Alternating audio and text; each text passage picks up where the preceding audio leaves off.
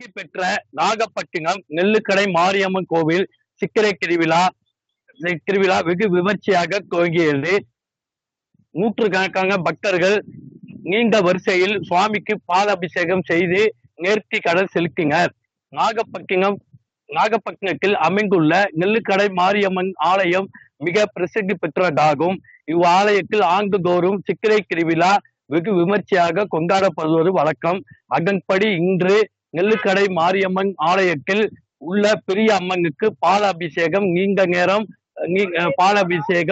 நேரம் வரிசையில் பல மணி நேரம் காத்திருந்து விரதம் இருந்த பக்தர்கள் பல்வேறு பகுதிகளில் இருந்து பெரிய அம்மனுக்கு பாலாபிஷேகம் செய்து தங்களுக்கு நேர்த்தி கடனை நிறைவேற்றினர். இந்த பாலாபிஷேகமானது மதியம் 12 மணி வரை நடைபெறுகிறது. நெல்லுக்கடை மாரியம்மன் ஆலயத்தில் முக்கிய நிகழ்ச்சியான செடில் உற்சவம் மே மாதம் 11ஆம் தேதி நடைபெறுகிறது. இதில் பல்வேறு மாவட்டத்திலிருந்து வரும் 5000க்கும் மேற்பட்ட பக்தர்கள் தங்களுக்கு குழந்தைகளில் செடில் மலக்களை ஏற்றி நேர்த்தி கடனை செலுத்துவார் என்பது குறிப்பிடத்தக்கது. வின் செய்திகளுக்காக நாகையிலிருந்து எஸ் சையது நிஜாமுதீன்.